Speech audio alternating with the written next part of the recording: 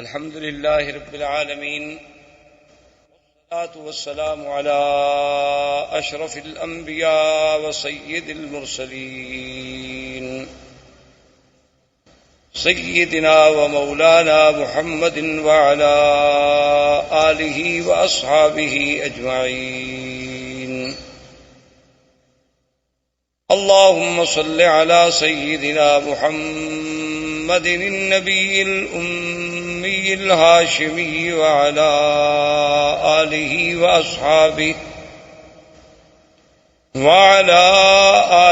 وأصحابه البررة الكرام، وعلى سائر الأنبياء والمرسلين والملائكة المقربين. أما بعد، فقد قال الله تبارك وتعالى في القرآن المجيد والفرقان الحميد: أعوذ بالله من الشيطان الرجيم، بسم الله الرحمن الرحيم. هو الذي بعث في الأميين رسولا منهم يتلو عليهم آياته ويزكيهم ويعلمهم الكتاب والحكمة وإن كانوا من قبل لفي ضلال مبين. قال النبي صلى الله عليه وسلم: أنا محمد وأنا أحمد وأنا الماهي الذي يمحو الله بي الكفر وأنا الحاشر الذي يحشر الناس على قدمي وأنا العاقب الذي ليس بعده نبي، أو كما قال النبي صلى الله عليه وسلم. صدق الله العلي العظيم، وصدق رسوله النبي الكريم، ونحن على ذلك لمن الشاهدين ومن الشاكرين، والحمد لله رب العالمين. برادران اسلام، آج کے درس میں سیرت رسول پاک صلی اللہ علیہ وسلم کے بارے میں کچھ باتیں عرض کرنی ہیں. حضور صلی اللہ علیہ وسلم کی سیرت طیبہ، حضور صلی اللہ علیہ وسلم کی حیات مبارکہ، حضور صلی اللہ علیہ وسلم کی بعثت، حضور صلی اللہ علیہ وسلم کی عالمگیریت، حضور صلی اللہ علیہ وسلم کے انس و جن کے لیے مبعوث ہونا، حضور صلی اللہ علیہ وسلم کی نبوت و رسالت تک قیامت تک کا جاری رہنا، یہ ساری چیزیں اور سارے پہلو اس کے متقاضی ہیں کہ جیسے خود اللہ نے قرآن میں فرمایا ہے کہ میرے نبی صلی اللہ علیہ وسلم کے آنے سے پہلے اس جزیرہ عرب کا اور عرب کے احوال کی کیا کیفیت تھی، تو اس کا پس منظر جب تک ہمیں تھوڑا بہت معلوم نہ ہو تو پھر سیرت کا صحیح مقام جو ہے اس کے سمجھنے تک رسائی حاصل کرنا بہت مشکل ہوگا. اس لیے حضور صلی اللہ علیہ وسلم کی بعثت سے قبل احوال عرب کے بارے میں بہت دور اگر ہم جائیں تو بہت مشکل ہو جائے گا، لیکن زیادہ سے زیادہ اختصار کے ساتھ جتنی ہم پہلے ماحول کی، چونکہ قرآن پاک نے بطور خاص یہ فرمایا ہے کہ ہم نے آپ کو کہاں بھیجا. ایک تو فرمایا ہم نے آپ کو امیین میں بھیجا کہ جو بالکل پڑھنا لکھنا نہیں جانتے، جن کے پاس کوئی کتاب نہیں تھی. اور دوسری بات جو اللہ نے آخری آیت میں فرمائی اور بار بار فرمائی کہ وَإِن كَانُوا مِن قَبْلُ لَفِي ضَلَالٍ مُبِينٍ، کہ میرے مدنی صلی اللہ علیہ وسلم آپ کی بعثت سے قبل یہ پورا جزیرہ جو تھا ایک کھلی ہوئی گمراہیوں میں پڑا ہوا تھا. تو اس کی تفاصیل میں اگر آپ جائیں تو آپ جانتے ہیں یا آپ نے سنا ہوگا یا پڑھا ہوگا انشاءاللہ، عرب جو ہے اصل میں یہ 3 قسم کہلائے جاتے ہیں. ایک عرب ہیں بائدہ، اور ایک عرب ہیں عاربہ، اور ایک عرب ہیں مستعربہ. یاد رکھیں عربوں کی 3 قسمیں ہیں تاریخ. ایک عرب بائدہ یعنی جو سب سے پہلے عرب زبان عربی بولنے والے، عربی جاننے والے. بائدہ کہتی ہیں کہ ہلاک ہو گئے، وہ قومیں جو مٹ گئیں اب جن کا نام و نشان بھی باقی نہیں ہے. اگر قرآن پاک ان کا ذکر نہ کرتا تو شاید ہم جانتے بھی نہ اور کوئی اس کا سرا بھی تلاش نہ کر سکتا. جیسے پہلی قومیں گزر گئی ہیں، قوم عاد ہے، قوم سمود ہے، قوم صالح ہے، قوم لوط ہے. یہ ساری قومیں آپ کو پتہ ہے کہ یہ مکہ مدینہ منورہ سے خیبر کے راستے میں، مدائن کے راستے میں، اور اسی طرح پھر آپ آگے چلے جائیں. قوم لوط جو تھی وہ آج جہاں اردن ہے، جس ملک کو آپ اردن کہتے ہیں، عمان کہتے ہیں، اسی جگہ وہ بحر میت کے نام سے آج بھی وہ جگہ معروف ہے. وہ وہی آباد تھے، ان کے قریہ صدوم جو تھا اسی جگہ تھے. تو یہ تو عرب ہیں وہ جو ختم ہو گئے، مٹ گئے. ان کی تو کوئی نسل کا ایک بندہ بھی باقی نہیں بچا جس کے بارے میں آدمی کہے کہ پھر اس کا کیا ہوا. اللہ نے ان کا تو استیصال کلی کر دیا، یعنی بالکل ختم ہو گیا. ان کا تو نام و نشان ہی مٹ گیا. اچھا اب جناب ایک عرب ہے مستعربہ. مستعربہ کا معنی ہوتا ہے کہ جنہوں نے عربی لغت کسی دوسرے سے سیکھی. تو ہم زیادہ دور اس لیے نہیں جاتے کہ پھر ہم سیرت کے موضوع پہ آتے آتے بھی کئی مہینے لگ جائیں گے. ہم حضور صلی اللہ علیہ وسلم کے جد امجد سیدنا ابراہیم الخلیل علیہ الصلاۃ والسلام اور سیدنا اسماعیل علیہ السلام، کیونکہ حضور صلی اللہ علیہ وسلم جو ہے ولد اسماعیل ہے. حضور پاک صلی اللہ علیہ وسلم کا نسب جو ہے، آپ کا سلسلہ انساب جو ہے وہ سیدنا اسماعیل علیہ السلام تک جاتا ہے، اور پھر سیدنا اسماعیل علیہ السلام سے سیدنا آدم علیہ السلام تک. لیکن اگر ہم اسی سلسلے کو پھر ابتدا سے دیکھیں، یعنی ابتدائے آفرینش سے سیدنا آدم علیہ السلام سے، تو پھر تو ایک پوری تاریخ انسانیت کا ہمیں عبور کرنا پڑے گا. لیکن اگر ہم سیدنا اسماعیل اور سیدنا ابراہیم علیہ السلام سے شروع کریں تو ایک تو ہم قریب آ جائیں گے، اور دوسرا ان سے حضور کا براہ راست تعلق ہے کہ حضور صلی اللہ علیہ وسلم ولد اسماعیل. تو مختصراً یہ عرض کروں کہ اللہ نے سیدنا ابراہیم علیہ السلام کو حکم دیا کہ اپنے بیوی بچوں کو جا کے ایک ایسے مقام پہ چھوڑیں جہاں کوئی آبادی نہیں، کوئی وہاں انسان نہیں. کیونکہ سیدنا ابراہیم علیہ السلام یا اسماعیل علیہ السلام یہ سرزمین مکہ کے رہنے والے نہیں تھے. ان کا اصل جو ہے، ان کی اصل جو ہے وہ عراق اور اس کے بعد شام، فلسطین، شام، عراق، اس کے ان علاقوں میں آپ رہنے والے تھے. تو وہاں سے حضرت ابراہیم علیہ السلام آئے اللہ کے حکم پر. اپنی بیوی اور اپنے چھوٹے بچے، دودھ پیتے ہوئے بچے سیدنا اسماعیل علیہ السلام کو حکم خداوندی کے مطابق اسی مقام پہ چھوڑا جہاں اب چاہے زمزم ہے، جہاں یہ کنواں ہے زمزم کا، اسی جگہ ان کو بٹھا دیا. اور اللہ کا حکم تھا کہ بولنا بھی نہیں، بتلانا بھی نہیں، بات بھی نہیں کرنی. تو ابراہیم الخلیل علیہ السلام خاموشی سے چلے گئے. جب وہ جانے لگے تو بی بی ہاجرہ دوڑی پیچھے. انہوں نے کہا الا منتقلنا یا ابراہیم الخلیل، یہ اللہ کیا کر رہے ہو کہ یہاں کوئی انسان نہیں، یہاں کوئی پانی نہیں، یہاں کوئی آبادی نہیں. وادن غیر ذی زرع، کالے پہاڑوں میں گھری ہوئی ایک وادی ہے. تو اور یہاں جہاں اب کعبہ شریف ہے یہاں بالکل ایک ٹیلے کا نشان تھا. تو ہمیں کیسے چھوڑ کے جا رہے ہو؟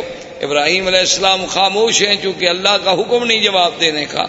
تو آخر بی بی نے مجبور ہو کر یہ جو جنت المعلا جسے آپ کہتے ہیں نا جنت المعلا، یہ اصل میں اس کو معلا کیوں کہتے ہیں کہ یہ کعبۃ اللہ کا سرزمین مکہ کا اونچا حصہ ہے، یعنی یہ اعلیٰ ہے.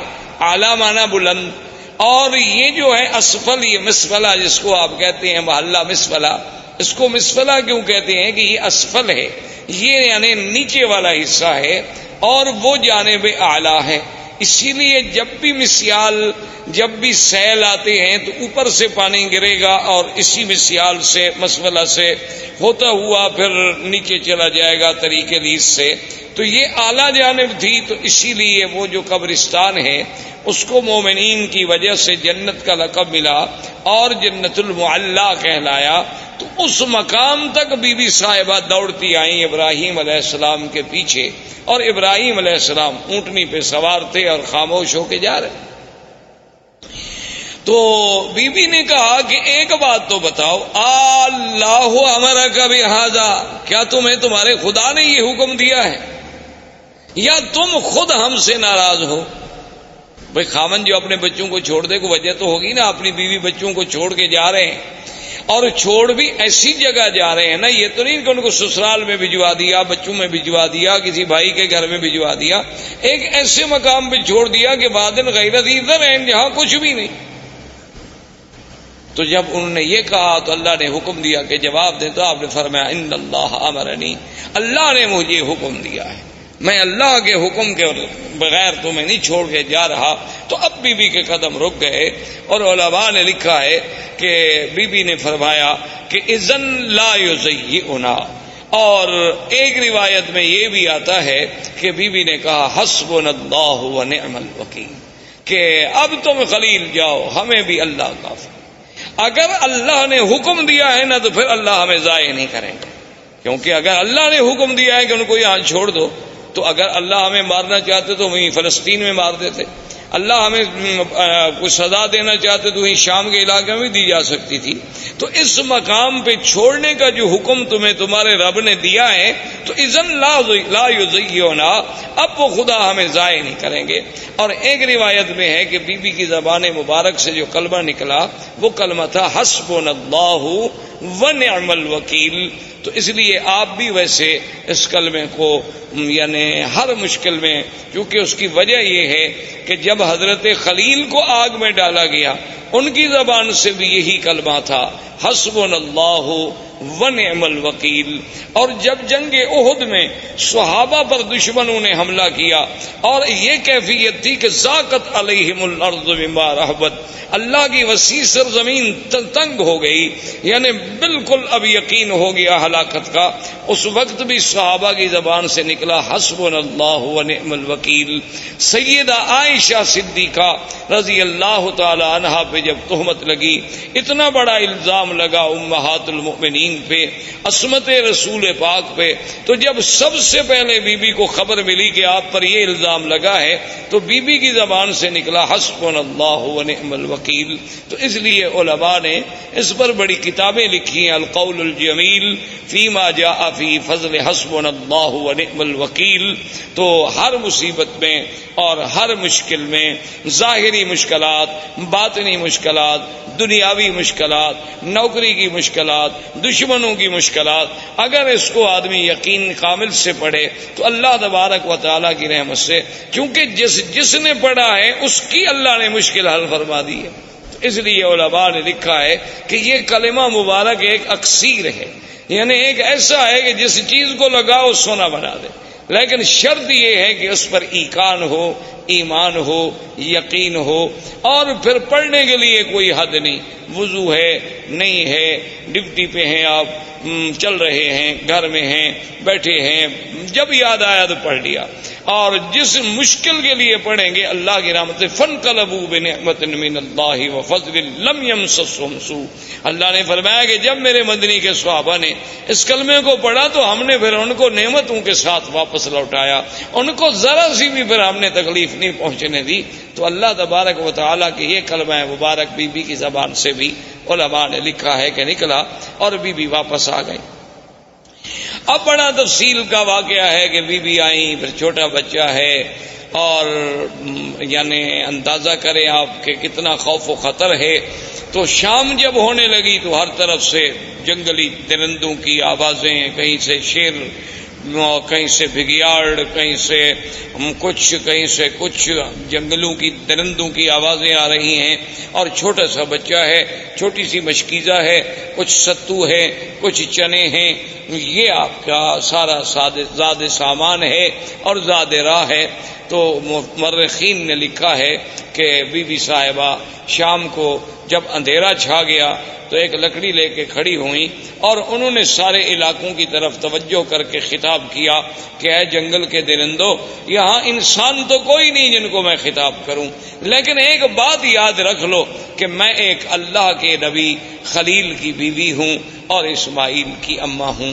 تو کہتے ہیں کہ فوری طور پر بی بی صاحبہ کی آواز سنتے ہی تمام جانور خاموش ہو گئے، اور اس کے بعد بلکہ یہ اظہار ہونے لگا کہ مختلف مقام پہ جانور بیٹھ گئے اور خاموشی کے ساتھ، یعنی جو یہ واضح کرنے لگے کہ بی بی صاحبہ ہم حملے کے لیے نہیں آئے، ہم تو پہرے کے لیے آئے ہیں، کیونکہ اس کی وجہ تھی کہ یہ وہ مسعود وجود تھا، یہ وہ مسعود بچہ تھا جس کی نسل میں پیدا ہونا تھا حضرت محمد الرسول اللہ صلی اللہ علیہ وعلا آلہ واصحابہ وسلم تسلیما کثیرا کثیرا۔ تو اگر اسماعیل کی حفاظت نہ ہوتی تو پھر یہ سلسلہ حضور تک کیسے پہنچتا؟ تو اصل میں تو یہ سارا نظم جو ہے اسی پاک نبی کے لیے سجائی جا رہی تھی، اور یہ منزل اسی لیے بنائی جا رہی تھی۔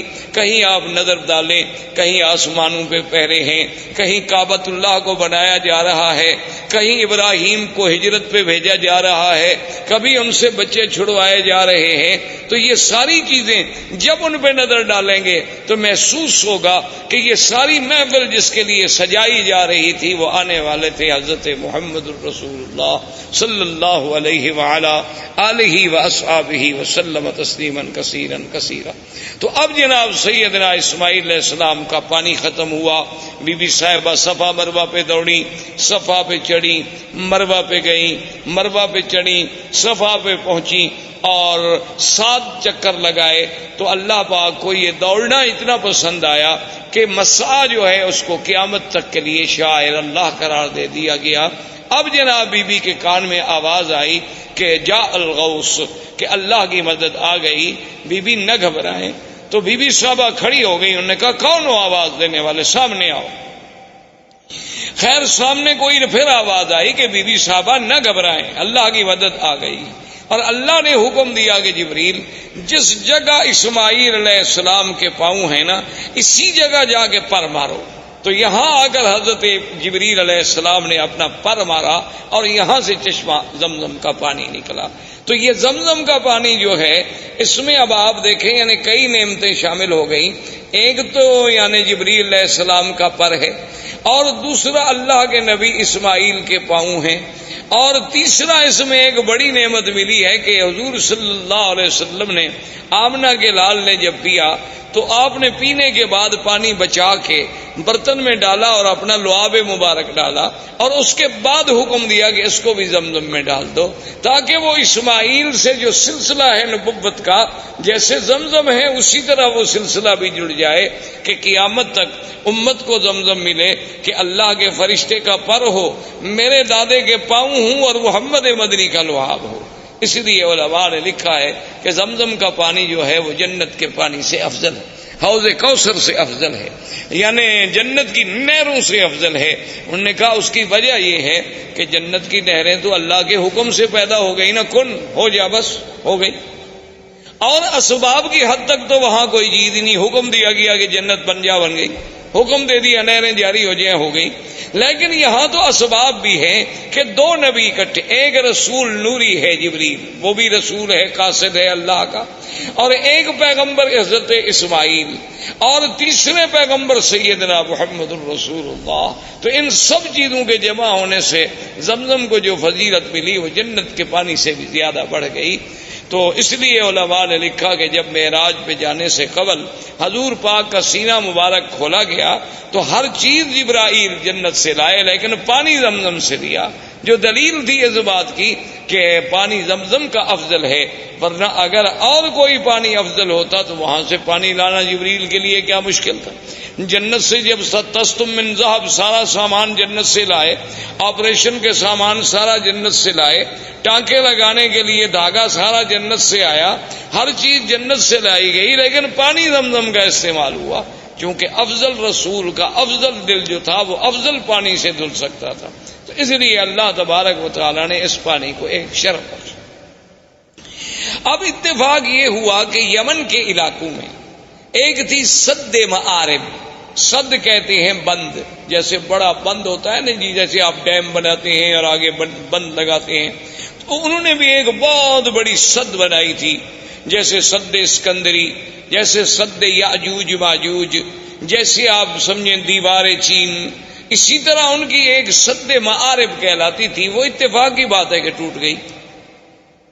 جب سد معارب ٹوٹ گئی تو پانی پھیل گیا، پانی تو ختم ہو گیا، اور پانی رکتا تھا اور اس سے وہ سال ہر سال استفادہ کرتے تھے۔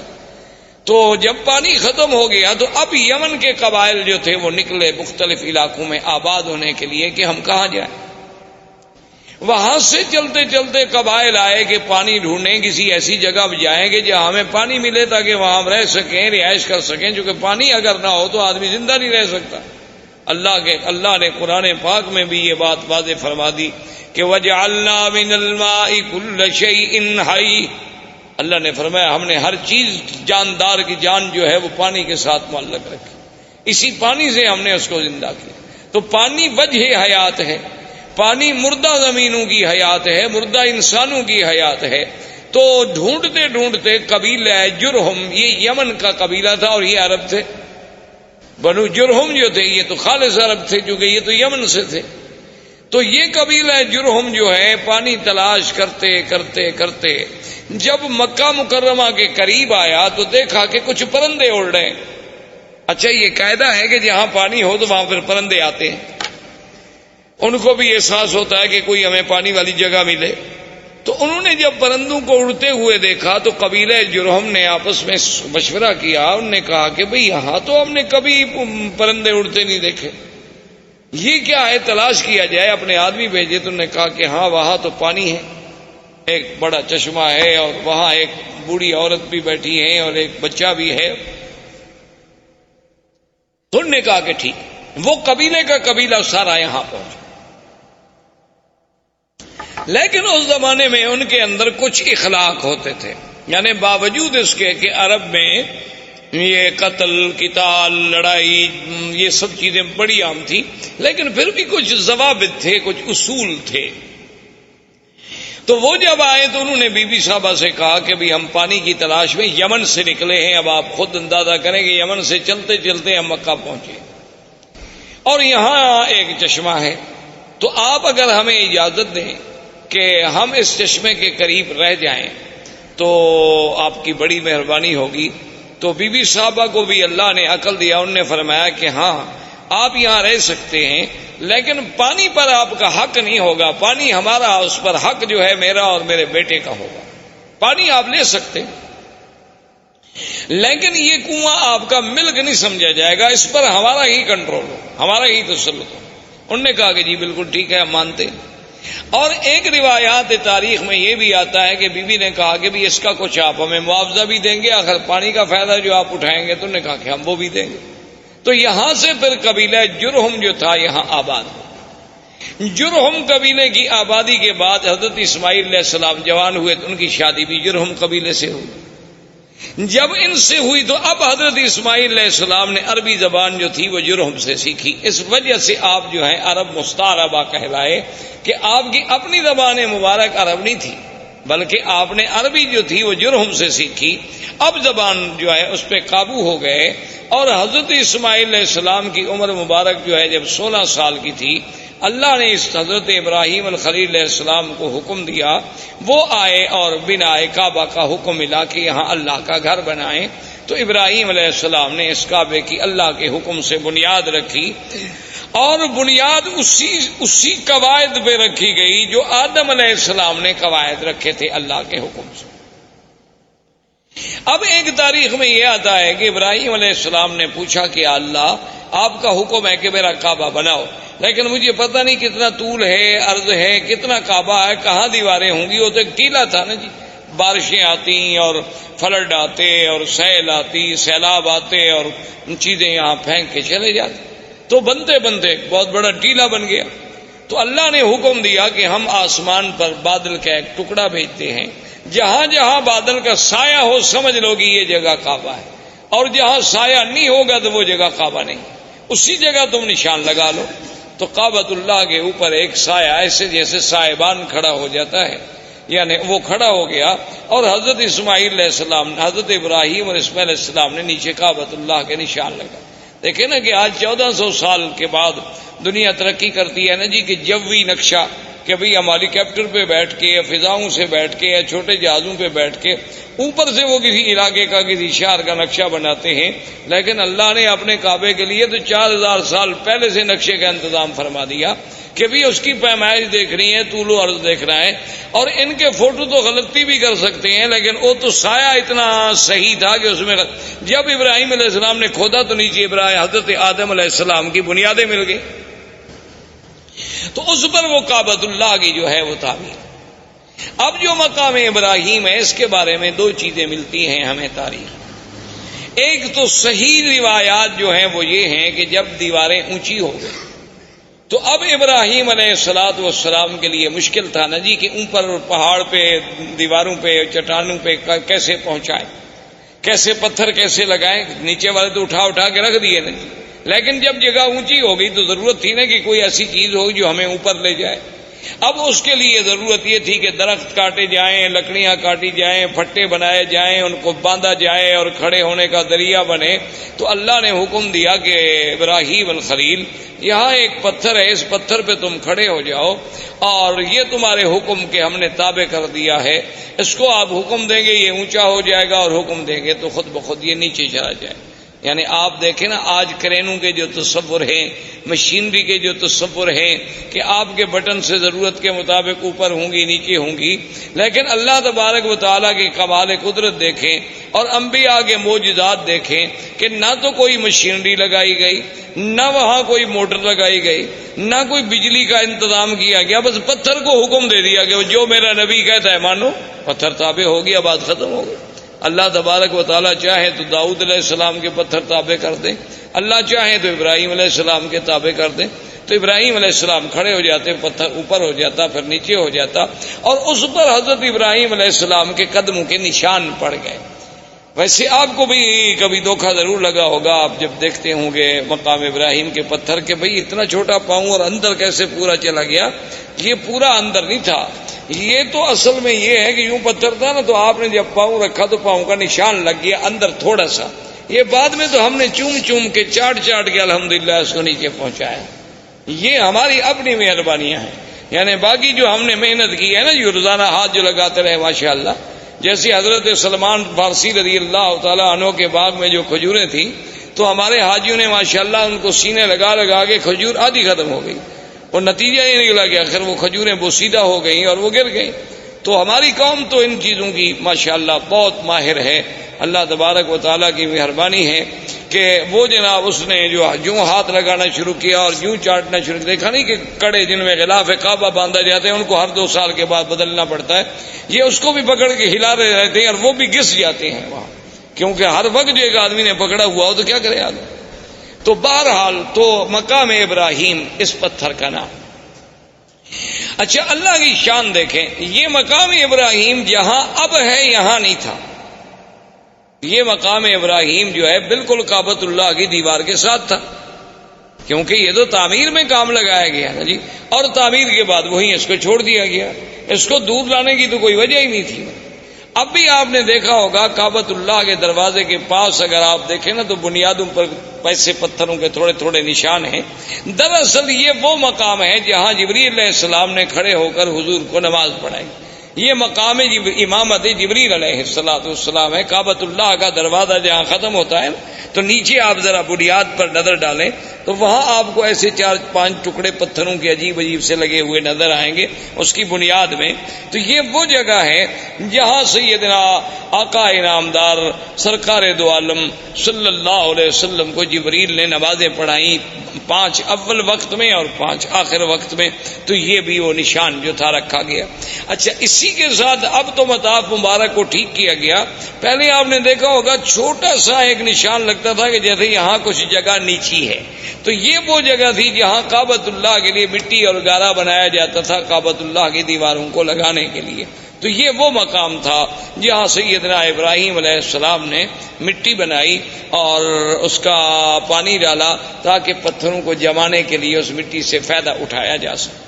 اچھا، اب خدا کی شان ہے کہ جہاں کا موجودہ حالت میں مقام ابراہیم ہے، اس کی وجہ یہ ہوئی کہ ایک دفعہ سیل آئی بڑی زبردست، سیل، فلڈ، سیلاب، وہ آیا اور وہ مقام ابراہیم کو بہا کے لے گیا، یعنی اتنا دور کر دیا اس پتھر. تو اب صحابہ اکٹھے ہوئے کہ بھی اس کا کیا حل کیا جائے، اس کو وہاں لے جائیں جہاں اپنے اصل مقام پہ تھا، یا اس مقام ابراہیم کے حجر ابراہیم کو ہم یہاں رہنے دیں، اب یہاں پہنچ گیا ہے. تو صحابہ نے مشورہ کیا ابھی وہاں لے جانے سے کعبۃ اللہ کے طواف کرنے والوں کو رکاوٹ بنے گی، کیونکہ وہ دیوار سے تھوڑے فاصلے پر تھا. اگر یہاں دور ہو گیا تو اچھی بات ہے، کافی درمیان میں فاصلہ ہے. اس وقت تو تصور اتنے لوگوں کا ہوتا تھا نا جی. یہ تو بعد میں الحمدللہ اللہم زد فزد کہ ہر سال اللہ کی رحمت سے عدد جو ہے بڑھتا جا رہا ہے اور انشاءاللہ قیامت تک بڑھتا چلا جائے گا. تو اس جگہ تو صحابہ کا مشورہ یہ طے ہو گیا کہ اب اس کو نہ چھیڑو، اب اس کو اسی جگہ رہنے دو، ورنہ ہر دور میں جو بھی آئے گا اس کو تبدیل کرے گا. کوئی کہے گا یہاں کر دو، کوئی کہے گا یہاں لگا دو، یا اللہ نے پہنچا دیا اسی جگہ رہنا. لیکن آپ حیران ہوں گے، حکمت دیکھیں خدا کی. آج بھی ہمیں تواریخ سابقہ، تاریخ عالم کو جب آپ کھولیں تو ان میں یہ باتیں ملتی ہیں کہ بے عین ہی اسی جگہ ابراہیم علیہ السلام جب کعبۃ اللہ بنا رہے تھے نا، تو یہاں کھڑے ہو کر دیوار کو دیکھتے تھے کہ دیوار سیدھی ہے کہ نہیں، کیونکہ ان کے پاس کوئی آلات تو تھے نہیں اور نہ پہلے زندگی میں کبھی عمارت بنائی تھی. وہ تو اللہ کا حکم تھا نا کہ تعمیر کر دو. تو یہی جگہ تھی، وہ پتھر سے اتر کے آتے نا، جیسے آپ مکان بنا رہے ہو تھوڑا دور کھڑے ہوں گے نا دیوار کے قریب، تو آپ نہیں کھڑے ہوں گے. وہ آگے دیکھتے بھی دیوار ٹھیک ہے، پتھر ٹھیک ہے، کوئی پتھر آگے کوئی پتھر پیچھے تو نہیں. تو اللہ کو بھی وہی جگہ منظور تھی کہ سیلاب بھی آیا تو اس پتھر کو اسی جگہ لے آیا، ورنہ وہ چاہتا تو یہاں سے دور لے جاتا. لیکن اللہ تبارک و تعالیٰ کی شان ہے تو وہ دونوں مقام ابراہیم بن گئے. واتخذوا من مقام ابراہیم مصلی، ایک تو اس سے مراد وہ پتھر اور ایک اس سے مراد وہ مقام جہاں ابراہیم علیہ السلام کھڑے ہو کے کعبۃ اللہ کی عمارت کو دیکھا کرتے تھے. تو اللہ تبارک و تعالی نے اس جگہ کو بھی یعنی اتنی بڑی عظمت بخشی، اتنی بڑی شان بخشی کہ وہ قیامت تک کے لیے قرآن میں آیا اور مصلی خلیل، مصلی حبیب سیدنا محمد الرسول اللہ صلی اللہ علیہ وسلم جو ہے بن گیا. اب یہ سیدنا ابراہیم علیہ السلام نے کعبہ بنایا، اللہ نے ندا کا حکم دیا کہ کعبہ بن گیا ہے، لوگوں کو حج کے لیے پکارو. تو اس ندا میں بھی اقوال ہے. بعض علماء فرماتے ہیں اسی حجر ابراہیم پہ کھڑے ہو کے ابراہیم علیہ السلام نے ندا دی. بعض علماء فرماتے ہیں کہ جبل ابی قبیس، یہ جو پہلا جس قریب پہاڑ ہے نا جس پہ اب محلات ہیں، یہ پہاڑ ابی قبیس جو، اور اللہ کی شان ہے کعبۃ اللہ اول بیت، یہ دنیا میں سب سے پہلا گھر، اور ابی قبیس اول جبل وضع فی الارض، یہ دنیا کے پہاڑوں میں سب سے پہلا پہاڑ ہے جو زمین پہ رکھا گیا. تو ابھی قبیس پہ کھڑے ہوئے. اور ایک روایت میں ہے کہ حضرت ابراہیم علیہ السلام عرفات میں جا کے عرفات کی پہاڑی پہ کھڑے ہو کے آپ نے ندا دی. ایک روایت یہ بھی آتی ہے. تو وہاں سے اللہ نے ان کی ندا کو پوری دنیا میں کائنات میں پہنچا دیا. تو اب ابراہیم علیہ السلام تشریف لے گئے، حضرت اسماعیل علیہ السلام یہاں رہے، حضرت اسماعیل علیہ السلام کی شادیاں ہوئیں. اس طریقے سے اللہ تبارک و تعالی نے سرزمین کو آباد کیا، اور اس پورے علاقے میں ماں سوائے دین توحید کے اور کوئی دین نہیں تھا.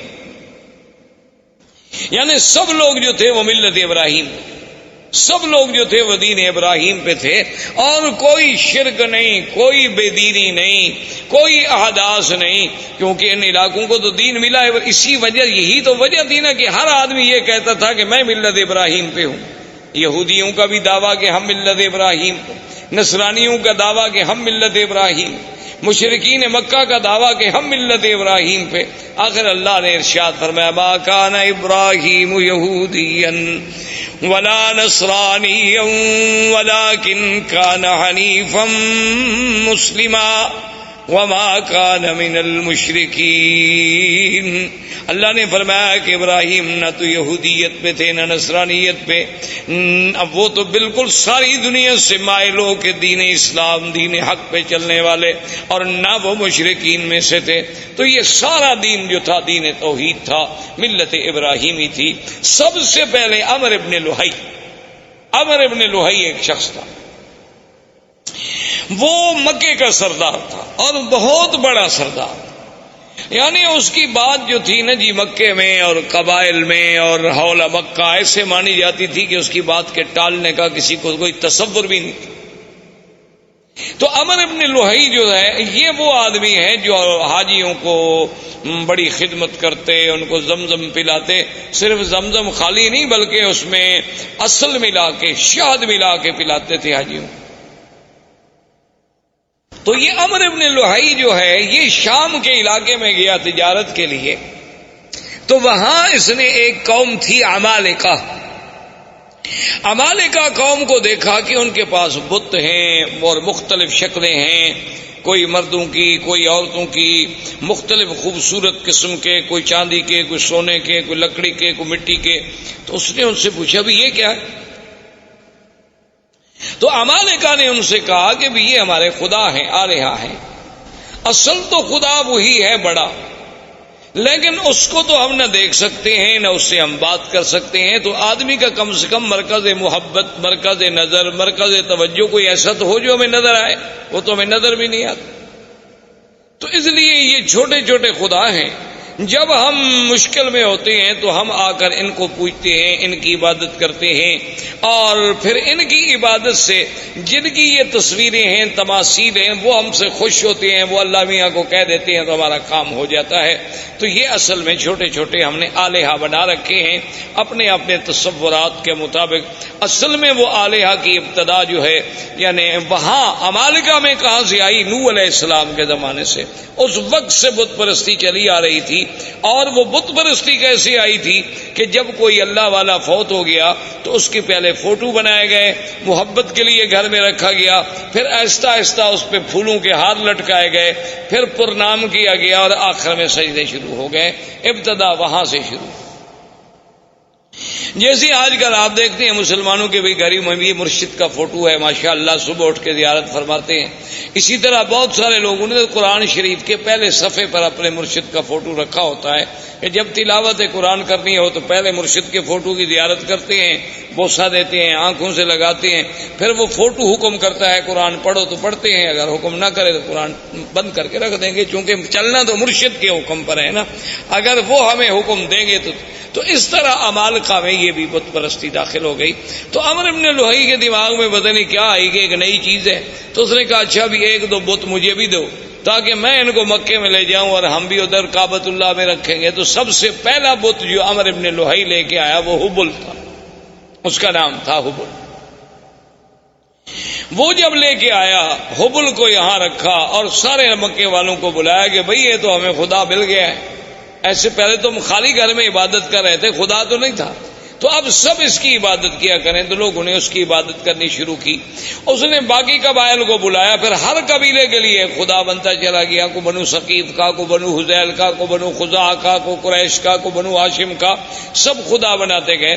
اور پھر اس نے لوگوں سے یہ بھی کہہ دیا، اس نے کہا کہ دیکھو یہ بت تو بناؤ، خدا تو بناؤ، لیکن یہ شرط ہے کہ مٹی ہمارے اس شہر کی ہو، یعنی پتھر یہاں سے لو، مٹی بھی یہاں سے لو، پھر اس سے بناؤ، ہر مٹی سے نہ بناؤ، چونکہ یہ تو اللہ کے گھر کی مٹی ہے نا، یہ تو مبارک مٹی ہے. یہ چیزیں جو ہے نا جی اس کے دماغ میں آئیں. اس لیے حضور پاک نے فرمایا تھا کہ اول من بدل الدین عمرو ابن لوہی، سب سے پہلے اللہ کے دین میں تحریف کرنے والا، بدلنے والا اور شرک کی ابتدا کرنے والا سرزمین مکہ میں جو تھا تو عمرو ابن لوہی. اور حضور نے یہ بھی ارشاد فرمایا کہ انی رأیت، فرمایا میں نے مجھے دکھایا گیا ہے کہ یجر امعاہ فی النار، کہ وہ اپنی آنتیں جو ہے جہنم میں گھسیٹتا ہوا جہنم میں چل رہا. تو یہ وہ پہلا شخص تھا جس سے بت پرستی کی ابتدا. اس نے آرڈر کر دیا کہ بھئی کوئی آدمی بت بنائے، ہر قبیلہ بت بنائے، لیکن وہ بت مکے کے پتھروں سے ہو۔ اور دوسری بات یہ ہو گئی، اس نے حکم کر دیا کہ ہر قبیلہ جو بت بنائے اپنا ایک بت جو ہے وہ یہاں رکھے، یعنی ہم اس قبیلے کو شرف دیں گے کہ تمہارا خدا جو ہے وہ کعبے میں موجود ہے، اور اگر اس قبیلے سے لڑائی ہو جاتی تو اس کے خدا کو بھی نکال دیتے تھے کہ بھئی اب تمہارا خدا یہاں نہیں رہ سکتا، تمہارا ہمارا جھگڑا ہے۔ تو اس طرح جناب یہ ہوا، حتیٰ کہ بڑا عجیب واقعہ ہے کہ ایک شخص سفر پہ گیا تو اس کو وہ اپنا بت جو تھا وہ بھول گیا، اور مکہ مکرمہ سے پتھر اٹھانا بھی بھول گیا۔ اب راستے میں اس کا دل ہوا کہ میں اپنے خدا کی پوجا کروں، اپنے بت کی پوجا کروں، اپنے صنم کو پوجوں۔ تو اب اس نے کہا بھی میں کہاں سے بناؤں، وہ تو میں مکہ سے تو پتھر لایا نہیں۔ جیسے ہمارے روافض نے بھی آپ نے دیکھا ہے، ان کا بھی ایک مٹی کا ایک ایسے ٹھیلا گول سا بنا ہوتا ہے، وہ سجدے میں وہی استعمال کرتے ہیں۔ وہ کہتے ہیں یہ قرب و بلا کی مٹی ہے، تو وہ مقدس مقام کی مٹی ہے، اس کے بغیر ہمارا سجدہ نہیں ہوتا۔ کیونکہ حضرت حسین نے شہید ہوتے وقت اسی پہ سجدہ کیا تھا، تو لہذا وہی مٹی لے کے وہ ہر جگہ چلتے ہیں، اس کو بنایا ہوتا ہے، وہ سامنے رکھیں گے اور اسی پہ وہ اپنا سجدہ کریں گے، باقی کسی جگہ کے لیے ان کا سجدہ نہیں ہوتا۔ اللہ نے ہمارے لیے پوری دنیا پاک کی، انہوں نے جناب تنگ کرتے مشرکین مکہ نے کہا مکے کا پتھروں کا بت بناؤ، انہوں نے کہا کربلا کا بناؤ۔ تو بہرحال اللہ رحمت فرمائے۔ تو اب جناب یہ ہوا کہ اس بندے کو سوچ آئی کہ میں کیا کروں۔ اس نے کہا کہ میرے پاس کھجوریں البتہ تھی سفر میں، اور تو کوئی خوراک نہیں ہوتی تھی، تو میں نے کھجوروں کو اکٹھا کیا اور کھجوروں کو جیسے میرا بت تھا نا اس کی شکل کا ایک بت کھجوروں سے بنایا، کھجوروں سے اس کی گٹھلیاں نکال دی اور کھجوروں کو معجون کی شکل دے کر میں نے اس کا بت بنا دیا اور اس کی پوجا کرنی شروع کی۔ اس کی عبادت کرتا رہا، لیکن کہتے ہیں جب بعد میں بھوک لگی تو خدا کو کھا گیا، اور میں کیا کرتا۔ وہ کہتے آخر میرے پاس کوئی حل نہیں تھا۔ جب سفر میں مجھے بھوک نے ستایا تو میں نے کہا یار میں اب کیا کروں، تو میں نے پھر خدا کی پہلے ٹانگ کاٹی، پھر ہاتھ کاٹا، پھر گردن کاٹی، اور آہستہ آہستہ کھا گیا۔ سارا سفر میں راستے میں بندہ خدا کو کھا گیا۔ یعنی آپ اندازہ کریں جاہلیت کا۔ اسی لیے اکبر نے حالی نے کہا تھا نا کہ کھڑے ہیں پڑے ہیں جو ماپو تو بندے خدا سے بڑے ہیں۔ تو یہ فطرت انسانی ہے کہ جب وہ بھٹکتی ہے تو پھر ایسی حرکتیں کرتی۔ جیسے کہ ایک صحابی مسلمان ہوئے، اسلام لانے کے بعد لوگوں نے کہا کہ بھئی آپ ہمیں اپنی زندگی کا کوئی واقعہ سنائیں۔ اس نے کہا کہ بھئی آپ تو کہتے ہیں کہ یہ بت جو ہے نا کوئی فائدہ نہیں پہنچاتے، لیکن میرا جو خدا تھا نا، جو میرا بت تھا جس کی میں پوجا کرتا تھا، اس نے مجھے بہت فائدہ پہنچایا۔ اب صحابہ حیران ہو گئے کہ بت کیسے فائدہ پہنچائے۔ اس نے کہا ابھی کیسے؟ اس نے کہا اصل میں ایک دفعہ سفر پہ گیا، صحرا کا سفر تھا، تو میں اپنے بت کو چھوڑ کے کسی کام گیا، واپس آیا تو دیکھا کہ وَالثَّعْلَبُ يَبُولُ عَلَىٰ رَأْسِهِ، کہ ایک صحرا کی لومڑی کھڑی ہے اور میرے اس بت پہ پیشاب کر رہی ہے۔ تو میں نے کہا ھذا رب، یہ خدا ہو سکتا ہے جس پہ ثعلب آ کر پیشاب کر دے؟ تو میں نے اس وقت اس کو پھینک دیا اور دل میں اسلام داخل ہو گیا کہ واقعی اللہ تبارک و تعالیٰ کے دین کے علاوہ یہ محض ہمارے تخیلات ہیں اور فسادات ہیں۔ تو بہرحال میرے کہنے کا مقصد یہ تھا کہ یہاں سے عرب سے بت پرستی شروع ہوئی اور آہستہ آہستہ یہاں شرک کی جڑیں پھیلتی چلی گئی۔ اب اسی طریقے سے پھر اب یہود جو تھے، یہود اور نصارہ، یہ یہود بھی کو مدینہ منورہ میں رہنے والے نہیں تھے، یہ بھی ان کا اصل جو تھا شام تھا۔ یہ وہاں سے آئے اور آ کر مدینہ منورہ میں آباد ہوئے۔ اس وقت مدینہ منورہ کو یثرب کہا جاتا تھا، اس کا نام مدینہ منورہ نہیں تھا۔ یہ وہاں آ کر آباد ہوئے۔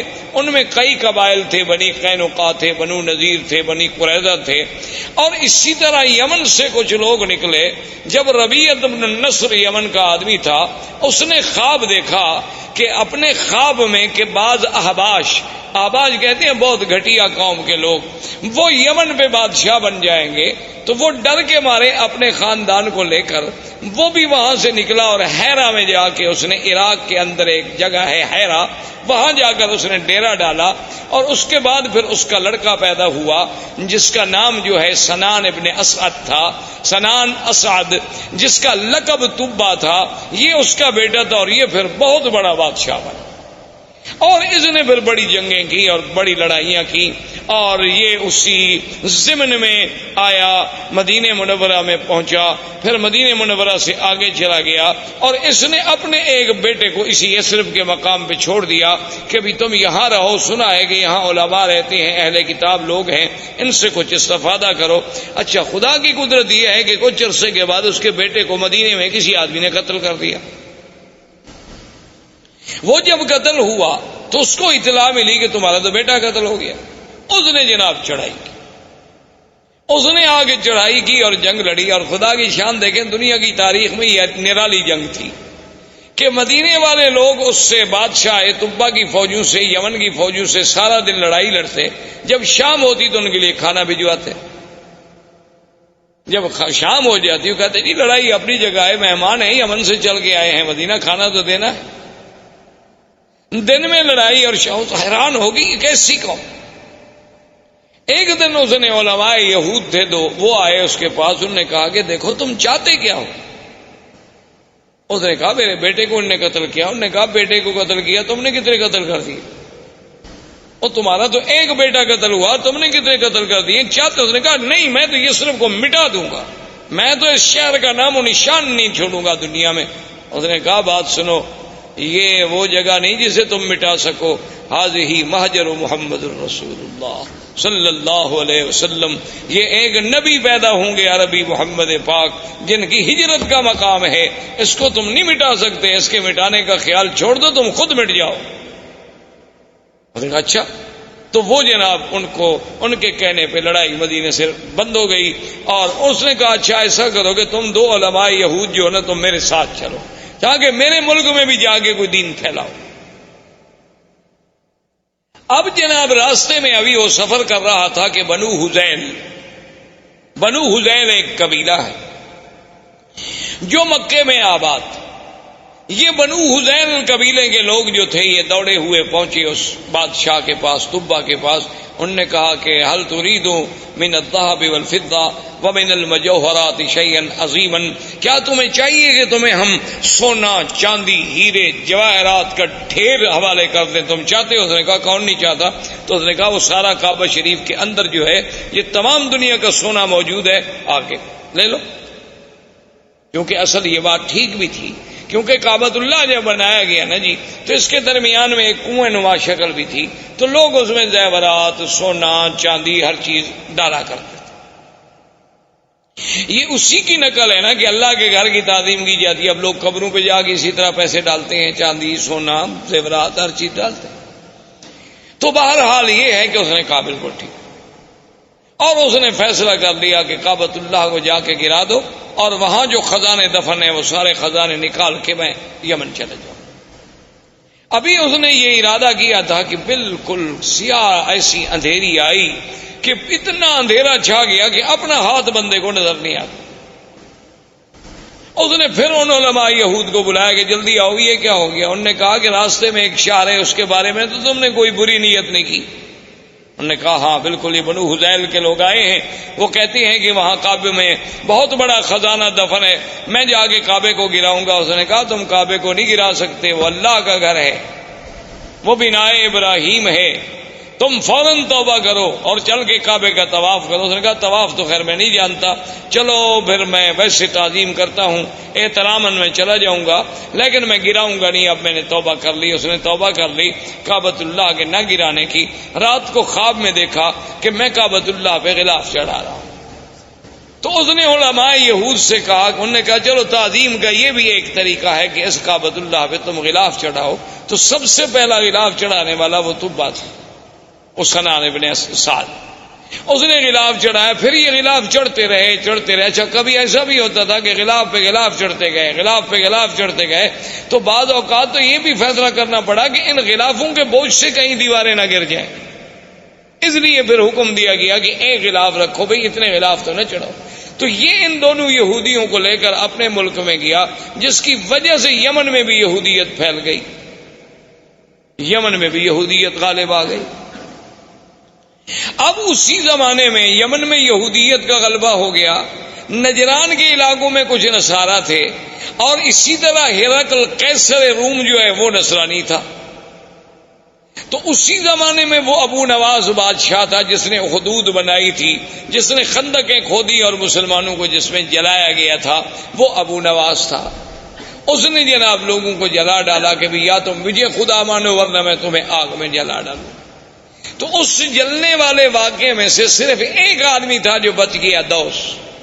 وہ وہاں سے بھاگا اور اس نے جا کے ہرقل سے کہا کہ یہ کیا بات ہے کہ ایک ہزاروں آدمیوں کو زندہ آگ میں جلا دیا جائے، اب تو یمن کے ہمارے قبیلوں میں کوئی بچہ ہی نہیں، میں صرف اپنی جان بچا کے بھاگ کے تمہارے پاس آیا ہوں، تم میری مدد کرو۔ تو ہرقل نے قیصر روم، اس وقت اس کا لقب تھا قیصر، دو سپر پاور تھیں اس زمانے میں، ایک فارس اور ایک قیصر، ایک روم، یہ دو سپر پاوریں تھیں۔ تو یہ سارے علاقے جو تھے نا جی، المانیہ سے لے کر یمن تک، یہ ان کے تسلط میں تھے، اور یہ فارس کا ماورا النہر اور ترکمنستان اور یہ ساری جو اب آپ کی ریاستیں آزاد، یہ ساری کی ساری فارس کے قبضے میں تھی۔ تو یہ دونوں طاقتیں تھیں۔ تو قیصر روم نے حکم دیا حبشہ کے بادشاہ نجاشی کو کہ 70,000 کی فوج لے کر فوراً تم اس پہ حملہ کرو جس نے اتنے لوگوں کو آگ میں ڈالا اور جلا ڈالا ہے۔ تو نجاشی آیا۔ نجاشی کے بعد اس کے گورنروں میں دو آدمی تھے، ایک کا نام فریاد تھا اور ایک کا نام ابرہہ۔ اس طرح یہ دین نصرانیت اور دین یہودیت جو ہے ان علاقوں میں پھیلتا چلا گیا۔ یہاں عمرو بن لوہی کی وجہ سے بت پرستی شروع ہو گئی، مشرکین مکہ آ گئے، اور ماہوالی جو تھے اس میں یہودیت اور نصرانیت کی بیج ڈال دیے گئے۔ اسلام جو تھا اصل اور ملت ابراہیم کا جو اصل تصور تھا وہ ختم ہو۔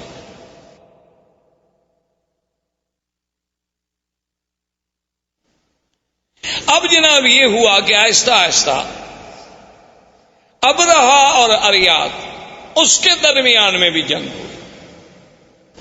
تو انہوں نے پھر ایک فیصلہ کیا، انہوں نے کہا دیکھو بات یہ ہے کہ تمہاری فوج اور ہماری فوج تو ایک ہے نا، ہم تو ایک نسل کے لوگ ہیں، بھی تم بھی اسی بادشاہ کے گورنر تھے، میں بھی اسی بادشاہ کا گورنر، فوج ایک، جنگ اور قبیلہ ایک، انسانی وہی سب احباش ہیں ہمارے۔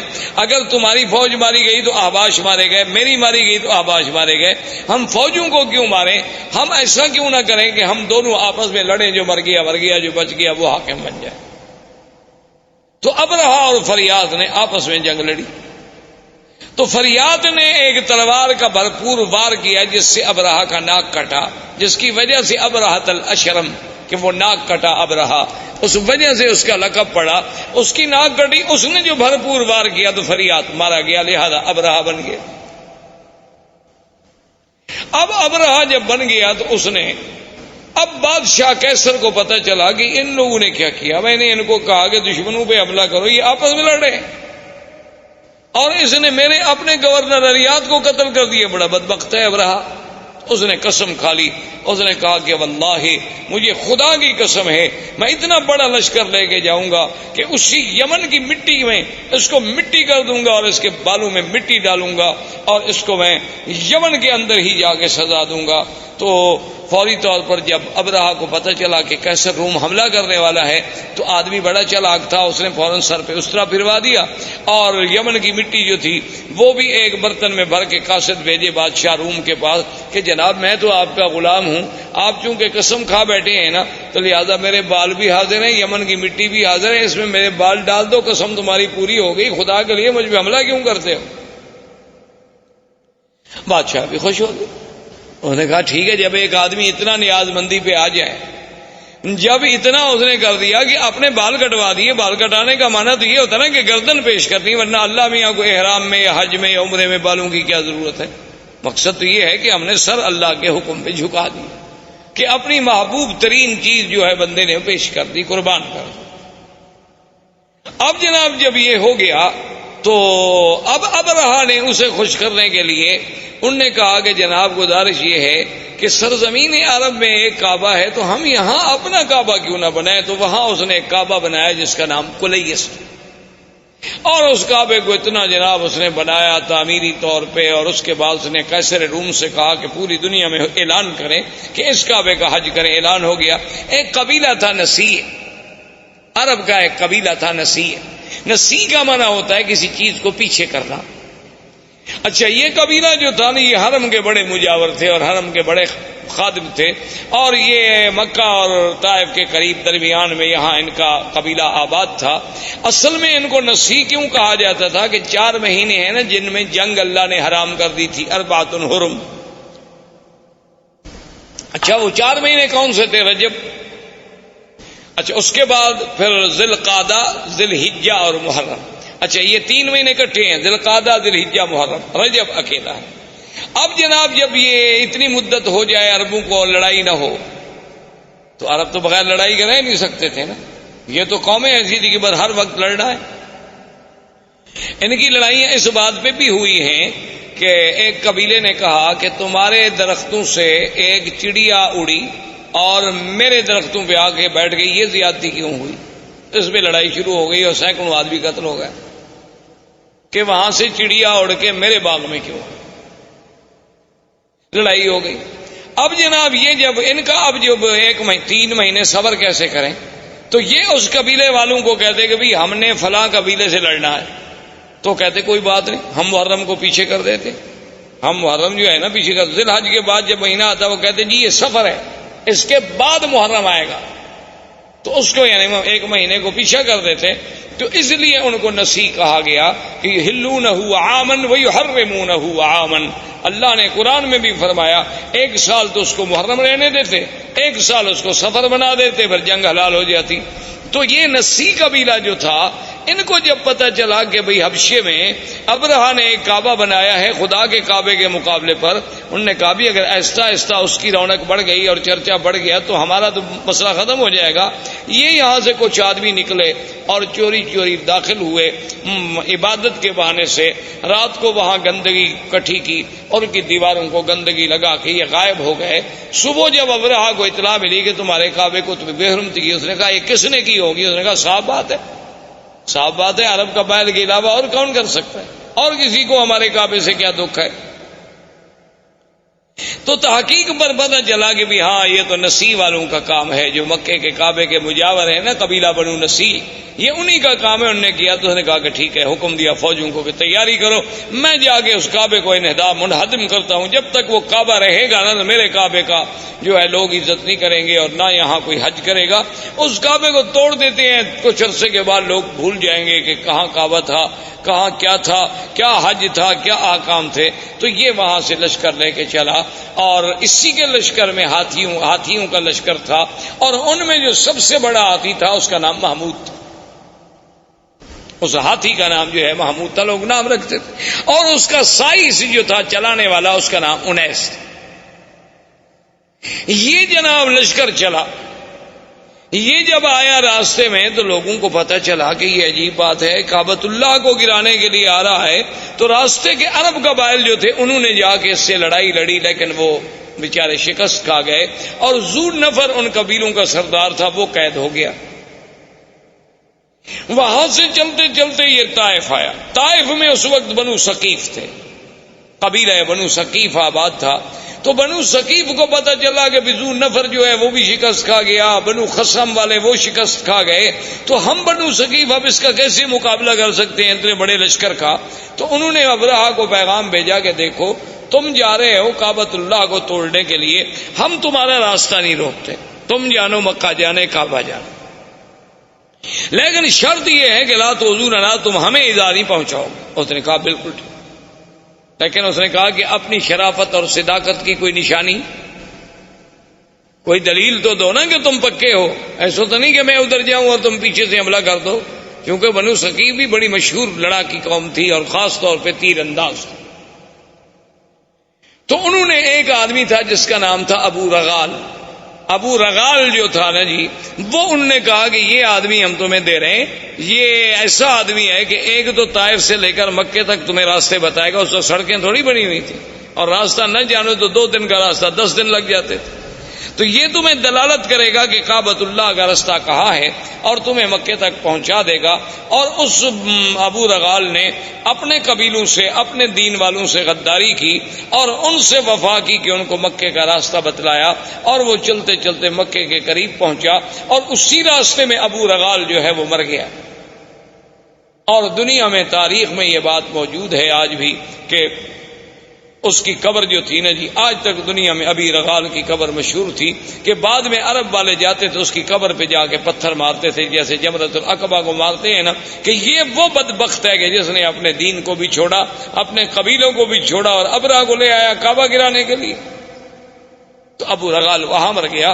ابرہہ کا لشکر جب کعبۃ اللہ کے قریب پہنچے، اس نے ڈیرا ڈال دیا اور حکم دے دیا کہ جو لوگ ملے، مال ملے، مویشی ملے، سب پکڑ لو، چونکہ روپ ڈالنا تھا مکے والوں پر۔ تو ان مال مویشیوں میں 200 اونٹ جو ہے وہ عبد المطلب کے بھی پکڑے گئے۔ عبد المطلب جو ہیں یہ حضور صلی اللہ علیہ وسلم کے دادا ہیں، اور عبد المطلب جو تھے کان جسیمن وسیمن، یعنی بڑے خوبصورت، بڑے جمال والے، کیوں نہ ہوں آخر دادا ہے محمد الرسول اللہ صلی اللہ علیہ وسلم۔ انہیں پتہ چلا کہ جناب آپ کے 200 اونٹ پکڑ لیے ابرہہ نے، تو وہاں پہنچے اور انہیں پتہ چلا کہ ذو نفر جو ہے ہمارے قبیلہ عرب کا قید میں ہے، تو ذو نفر کو ملے کہ بھئی تمہارا کوئی تعلق ہے؟ اس نے کہا میرا تعلق ہوتا تو میں قید ہوتا، البتہ میں یہ کر سکتا ہوں کہ جو ہاتھی چلانے والا 19 ہے سائس، اس زمانے میں ہاتھی کا جو سائس ہوتا تھا نا اس کو بڑا تقرب ہوتا تھا، جو وہ بادشاہ کے قریب بیٹھتا تھا، بادشاہ کا ہودج جو ہے سب سے بڑے ہاتھی پہ ہوتا تھا، تو میں 19 کو کہہ دیتا ہوں، کیونکہ راستے میں چاہے میں قید میں رہا لیکن ہماری کچھ دوستی ہو گئی آپس میں۔ تو اس نے 19 کو سفارش کی۔ 19 نے ابرہہ سے کہا کہ عبد المطلب سردار جو ہے مکے کا ملنے آیا ہے، تو اس نے کہا ٹھیک ہے۔ جب عبد المطلب داخل ہوئے تو کہتے ہیں ابرہہ پہ اتنا روب پڑا، اتنا ان کا دبدبا اور جلال تھا کہ اس نے کہا کہ تخت پہ برابر بٹھاؤں تو پھر تو بات شاید نہ بنے، خود تخت سے نیچے اتر آیا اور استقبال کیا اور خود بھی نیچے بیٹھ گیا اور عبد المطلب کو بھی اپنے برابر بٹھایا۔ اتنا روب آ گیا اس کے دل پر کہ یہ کون ایسا خوبصورت جمال والا آدمی۔ اور پھر عبد المطلب جیسا فصیح آدمی، بولنے والا آدمی، اس نے کہا جی آپ حکم دیں، آپ کیسے آئے؟ انہوں نے کہا جی کوئی مسئلہ نہیں ایسا، مسئلہ صرف اتنا ہے کہ میرے 200 اونٹ جو ہیں وہ آپ کے لوگوں نے، آپ کی فوجیوں نے پکڑے ہیں، وہ آپ مجھے چھوڑ۔ تو ابرہہ ہنسنے لگا۔ تو اس نے کہا کیا بات ہے؟ اس نے کہا کہ عبد المطلب دیکھو جب تم آئے نا تو میرے دل میں تمہاری بڑی عزت، بڑی عظمت تھی، میں نے کہا یہ تو سردار اس قسم کے تو میں نے آج دیکھے ہیں، لیکن جب تم نے بات کی نا تمہاری عزت ساری ختم۔ عبد المطلب نے کہا ولی ماذا، کیوں؟ اس نے کہا عجیب بات ہے، میں کعبۃ اللہ کو گرانے کے لیے فوج دے کے بیٹھا ہوں، تم مکے کے سردار ہو، تم مجھ سے معافی مانگے، مکے پہ چڑھائی نہ کرو، کعبۃ اللہ کو نہ گراؤ، ہمیں معاف کر دو، واپس جاؤ، تم اونٹ چھڑانے کے لیے آئے، تمہیں اونٹوں کا فکر ہے۔ تو عبد المطلب نے بڑے غور سے دیکھا اور کہا کہ ابرہہ سنو، انا رب الابل ولہذا البیت رب یحمی، سن لو کہ میں ان اونٹوں کا مالک ہوں، لیکن اس گھر کا بھی ایک مالک ہے جو اس کی خود حفاظت کرے گا۔ مجھے کیا ضرورت ہے حفاظت کرنے کی؟ ہم تمہارا مقابلہ نہیں کر سکتے، تو یہ کون سی معقولیت ہوگی کہ ہم بلا وجہ جنگ لڑیں؟ مجھے اونٹوں کی فکر تھی، میں آ گیا، لیکن اس گھر کا بھی ایک رب ہے، ولہذا البیت رب، اس گھر کا بھی ایک رب ہے، یحمی ہے، جو اپنے گھر کی خود حفاظت کرے گا، ورنہ ہم تو عاجز بندے ہیں، ہم حفاظت نہیں کر سکتے۔ تو ابرہہ نے کہا کہ اچھا ٹھیک ہے جی، لے جاؤ اونٹ لے جاؤ، لیکن بات سن لو، قریش سے کہہ دو، قبائل عرب سے کہہ دو کہ ہم تمہارے ساتھ جنگ کے لیے نہیں آئے، ہم تو صرف اللہ کے کعبے کو گرانے کے لیے آئے ہیں۔ اگر وہ میرے راستے میں رکاوٹ نہیں بنیں گے، اگر وہ میرا راستہ نہیں روکیں گے تو میں ان کو کبھی تکلیف نہیں پہنچاؤں گا، بس میں کعبہ کا انہدام کر کے چلا جاؤں گا۔ عبد المطلب نے کہا ٹھیک ہے، آئے، انہوں نے اعلان کر دیا کہ مکے والوں پہاڑوں پہ چلے جاؤ، اللہ سے دعائیں مانگو۔ خود اس نے طواف کیا، ملتزم پہ آیا اور اس نے کہا کہ مولا تو جانتا ہے کہ ہم عاجز ہیں، ہم تیرے گھر کی حفاظت نہیں کر سکتے، آج اپنے گھر کی حفاظت تو خود فرما۔ اور اس کے بعد پہاڑوں پہ چلے گئے، بادشاہ نے حکم دیا اور اس محمود ہاتھی کو آگے چلایا گیا۔ وہ ابو نفر جو قید میں تھا، وہ تو قبیلہ عرب کا سردار تھا نا، اس نے جب دیکھا کہ ہاتھی لے کر یہ کعبۃ اللہ کی طرف گرانے کے لیے جا رہے ہیں، تھا تو بیچارہ قیدی، لیکن اس نے موقع حاصل کر کے آیا اور محمود ہاتھی کے کان جو تھے نا، ایک کان سے چمٹ گیا، لٹک گیا اس کے کان سے، اور کہنے لگا ابرک یا محمود، ابرک یا محمود امامک بیت اللہ، کہ اے ہاتھی بیٹھ جاؤ، مت بڑھو، آگے خدا کا گھر ہے، خدا کا گھر ہے۔ اس نے اتنی کہنا تھا کہ ہاتھی بیٹھ گیا۔ اب ہاتھی جب بیٹھ گیا تو بادشاہ ابرہہ نے حکم دیا سائس کو کہ ہاتھی کو چلاؤ. ہاتھی کو مارتا ہے, ہاتھی چلتا نہیں. سائس نے کہا کہ چلو ہاتھی کا رخ موڑو یمن کی طرف. ہاتھی کا رخ جب یمن کی طرف موڑا گیا تو وہ جناب چل پڑا. اس نے کہا پھر ایک لمبا چکر دے کے پھر کعبے کی طرف موڑو, کعبے کی طرف موڑے وہ برک کر کے بیٹھ جائے. اس نے کہا یہ عجیب بات ہے, ہاتھی کیوں نہیں جاتا؟ اس نے کہا جی اب آپ دیکھ رہے ہیں میں یمن کی طرف چلاتا ہوں تو چلتا ہے اور کعبے کی طرف چلاتا ہوں تو نہیں چلتا ہے. تو ابھی اسی اسنا میں تھے کہ اللہ تبارک و تعالیٰ کے حکم سے کعبۃ اللہ کی جانب سے آسمان پہ سیاہی پھیل گئی اور چھوٹے چھوٹے پرندوں کا اتنے بڑے غول آئے کہ جیسے بادل ہوتا ہے, جس کو قرآن کہتے ہیں الم تر کیف فعل ربک باصحاب الفیل الم یجعل کیدہم فی تضلیل وَأَرْسَلَ عَلَيْهِمْ طَيْرًا أَبَابِيلَ تَرْمِيهِمْ بِحِجَارَةٍ مِّن سِجِّيلٍ فَجَعَلَهُمْ كَعَصْفٍ مَّأْكُولٍ. اللہ نے فرمایا کہ آپ نے نہیں دیکھا کہ اللہ نے ہاتھی والوں سے کیا کیا؟ اللہ نے کیسے ان کی قید, ان کے مکر, ان کے چالاکی, ان کے دھوکے کو اللہ تبارک و تعالیٰ نے کیسے مٹا ڈالا, اور کیسے فرمایا کہ پرندے بھیجے, اور پرندے بھی چھوٹے سے, اور ہر پرندے کے پاس 3 چھوٹے چھوٹے پتھر کے دانے ہیں, یعنی ایک پنجے میں, ایک دوسرا پنجے میں, ایک چونچ میں. اللہ نے حکم دیا کہ بس ان کو تم گراؤ, یہ ایٹم کے ذرے بن جائیں گے. فَجَعَلَهُمْ كَعَصْفٍ مَّأْكُولٍ, ایسے ہو گئے کہ جیسے گھاس چرا ہوا, گھاس دیکھا نا جیسے روندا ہوا ہو, گھاس جانور چبا چبا کے پھینک دے اور پاؤں کے تلے رونٹ ڈالے. بعض کہتے ہیں کہ جس پہ وہ آیا بیماری ہوئی اور گوشت گلنے لگ گیا, گرنے لگ گئے, مرتے مرتے ابرہہ مر گیا. تو یہ وہ سال ہے جس میں ولد فیہا رسول اللہ صلی اللہ علیہ وسلم, جس میں میرے مدنی محمد مصطفیٰ صلی اللہ علیہ وسلم پیدا ہوئے. کیونکہ عرب کے پاس کیلنڈر نہیں تھا, تقویم نہیں تھی, تاریخ نہیں تھی, وہ بڑے بڑے حوادث کو یاد کرتے تھے کہ یہ واقعہ کب ہوا, یہ واقعہ کب ہوا. اب ان کو جب پوچھا جاتا کہ حضور کب پیدا ہوئے, وہ کہتے اس سال پیدا ہوئے جس سال ہاتھی کا قصہ ہوا, ولد سنۃ الفیل. تو اب میرے مدنی صلی اللہ علیہ وسلم کی پیدائش کا مرحلہ آیا. تو یہ احوال عرب تھے. اس کے بعد جو میں نے سابقہ درس میں عرض کیا تھا وہ پیدائش سے پہلے کے حالات تھے, اور زندگی باقی انشاءاللہ تو آنے والے درس میں اب ہم بیان کریں گے ولادت محمد مصطفیٰ. والسلام علیکم ورحمۃ اللہ وبرکاتہ.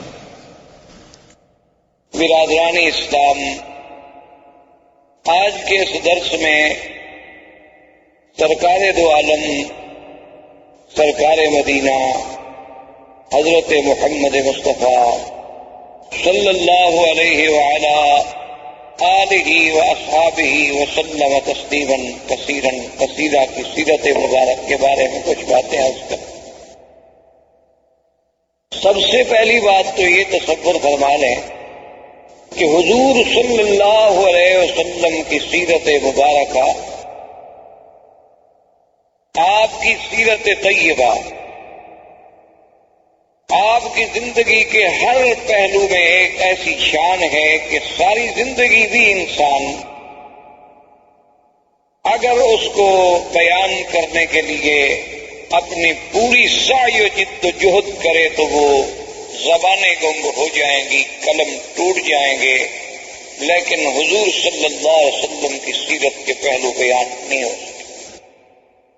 ہم مسلمانوں کا الحمدللہ یہ عقیدہ ہے کہ اللہ تبارک و تعالی نے جتنے پیغمبر مبعوث فرمائے، جتنے نبی بھیجے، جتنے رسول آئے، جن کی صحیح تعداد کا علم تو اللہ کو ہے.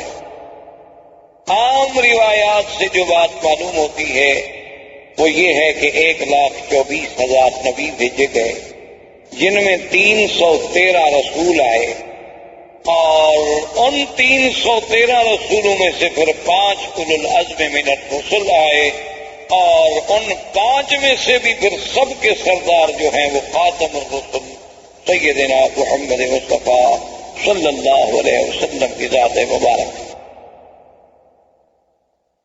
اس لیے حضور صلی اللہ علیہ وسلم کی زندگی کا ہر پہلو، یعنی آپ کی ولادت سے قبل، آپ کی ولادت مبارکہ کے احوال، آپ کی ولادت سے پہلے کے علامات، آپ کی ولادت سے قبل کے مبشرات، آپ کی ولادت باسعادت کے وقت کے حالات، آپ کا رضا، آپ کا بچپن، پھر آپ کی جوانی، پھر آپ کے ازواج مطہرات سے نکاح، پھر حضور صلی اللہ علیہ وسلم کی بعثت، نزول قرآن، پھر سرکار دو عالم صلی اللہ علیہ وسلم کی مکی زندگی، پھر حضور صلی اللہ علیہ وسلم کی ہجرت، حضور صلی اللہ علیہ وسلم کا معراج، حضور صلی اللہ علیہ وسلم کا اسراء، حضور صلی اللہ علیہ وسلم کے غزوات، اسی طرح حضور صلی اللہ علیہ وسلم کا جمال،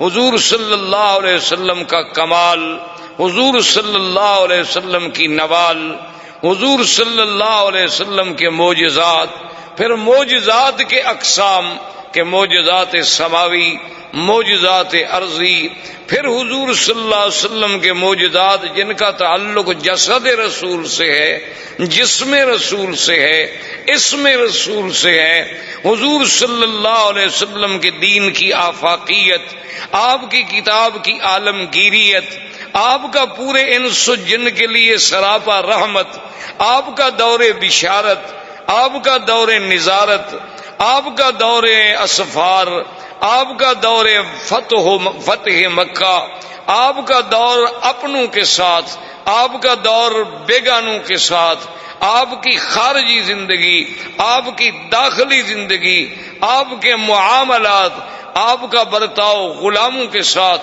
کون سا پہلو ہے جس پہ آدمی، کوئی مورخ، کوئی صاحب قلم، کوئی استاذ، کوئی مدرس، میرا تو ایمان ہے کہ اگر ساری دنیا کے پڑھے لکھے لوگ بھی سیرت پاک پہ لکھنا شروع کر دیں تو ہماری اپنے عقول، ہمارے اپنی جد و جہد، ہماری سعی، ہماری ہمتیں، ہماری زبانیں گنگ ہو جائیں گی، لیکن سیرت پاک کے پہلو ہم کسی طرح سر انجام پورے نہیں کر سکے صلی اللہ علیہ وسلم۔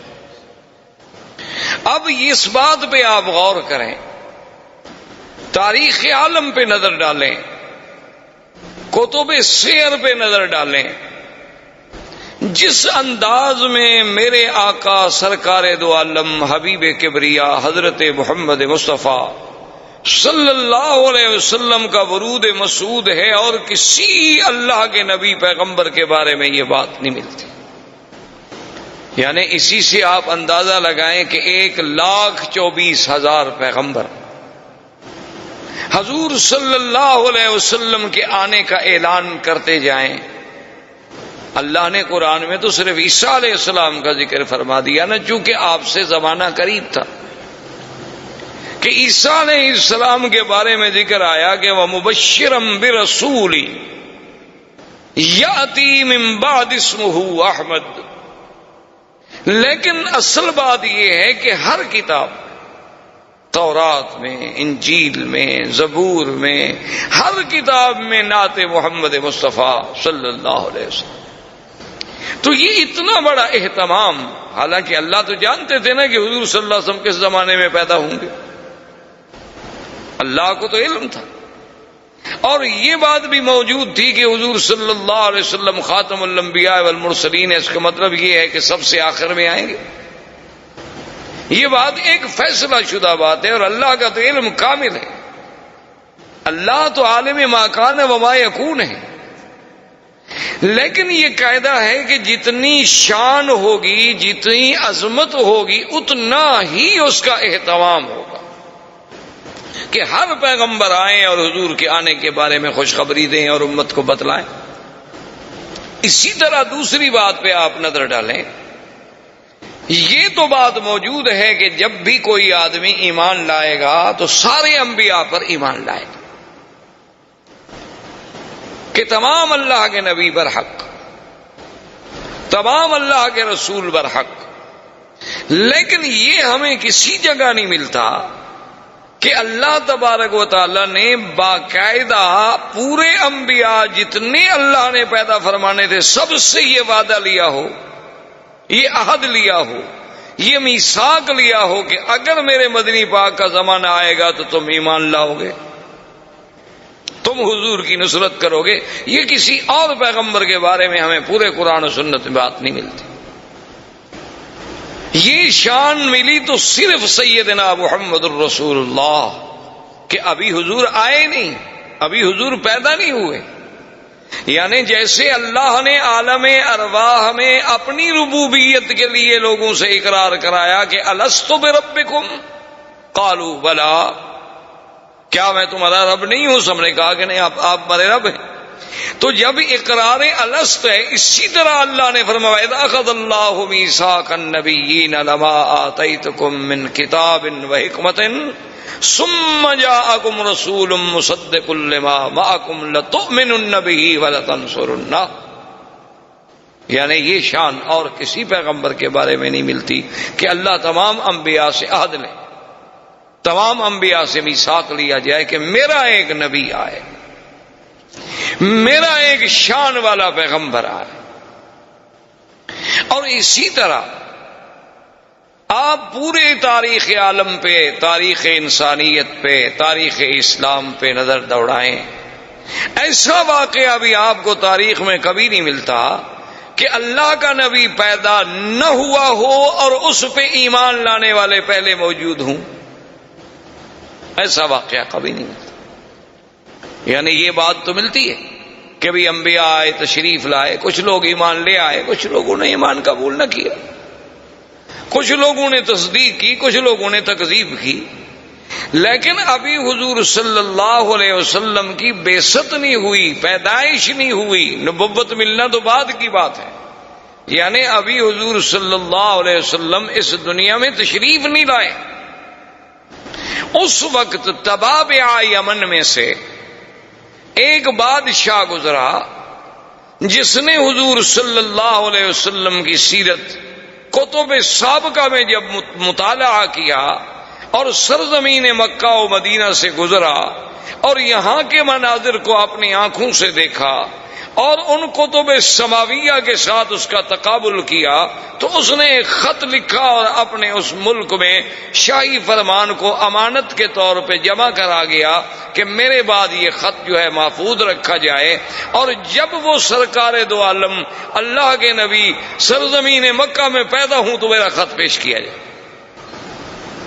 یعنی ابھی حضور صلی اللہ علیہ وسلم پیدائش بھی نہیں ہو اور اس نے اس میں خط لکھا کہ میں طبع یمن ہوں اور میں اس بات کے لیے یہ خط لکھ رہا ہوں کہ اگر اللہ نے میری زندگی میں آپ کو پیدا اور میں آپ کا وزیر بنوں گا، میں آپ کا معاون اور سپاہی بنوں گا، حالانکہ وہ بادشاہ ہے، یمن کا بادشاہ ہے۔ تبابع جو ہیں، یہ طبا جو تھے، یہ یمن کے بادشاہوں کا لقب تھا، جیسے قیصر روم کے بادشاہوں کا لقب تھا، کسرا فارس کے بادشاہوں کا لقب تھا، اسی طرح فراعنہ مصر کے بادشاہوں کا لقب تھا، تو نجاشی حبشہ کے بادشاہوں کا لقب تھا، تو تبابع جو ہے وہ یمن کے بادشاہوں کا لقب تھا، وہ طبع الاکبر، طبع الاول، طبع الثانی، اس طرح پکارے جاتے تھے۔